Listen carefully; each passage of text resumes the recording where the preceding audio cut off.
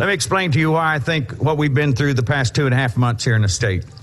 I think we have put our governor in a terrible, terrible, terrible position because the legislatures who defined these rails and set up this system for the governor to operate in, and I think we have done him wrong. And let me tell you what we've done. We've said to the governor, we in the legislative branch here, Governor, this is what we're going to do, and this is how you do it. All you got to do is say emergency 3 times and click your heels together, and we in the legislature are going to take a magic wand and wave it over your head. And we are going to endow you with the power to make law.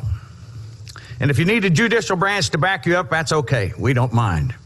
Now you got the 2 branches of government that's not supposed to have anything to do with making law. Then we said to the governor, this is what we want you to do next.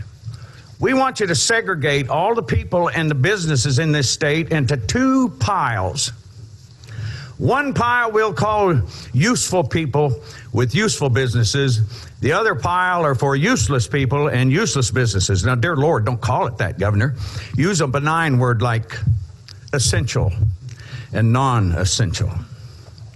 And then when you get them separated, Governor, this is what you need to do next. You need to ensure that the useful people with useful businesses maintain most of their constitutional protection. So they can go about the way they need to go and do what they want to do and go to work and make a living. If they have a useful business that's big enough, you can peacefully assemble 100, 200, 300 people in there at one time. That's no problem.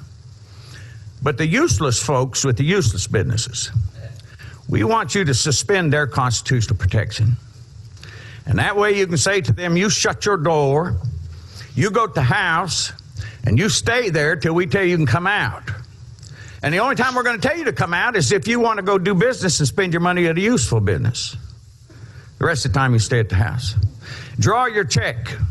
Oh, that check thing, it might be 2 or 3 months. The computer system's really backed up. Suck it up. It's for your own good. What a terrible position to put our governor in.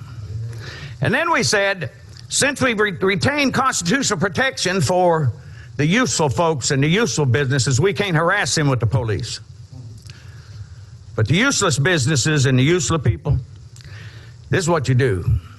If those people get out of line, if there's 11 of them show up at a prayer meeting on a Wednesday night, the police come to the door and say, you conform and do what you're told, or you go to jail for 11 months and 29 days. How the heck did we get here? Now listen, anytime you use police power to enforce an executive fiat or decree, that is a form of fascism that this Constitution does not recognize and it does not tolerate.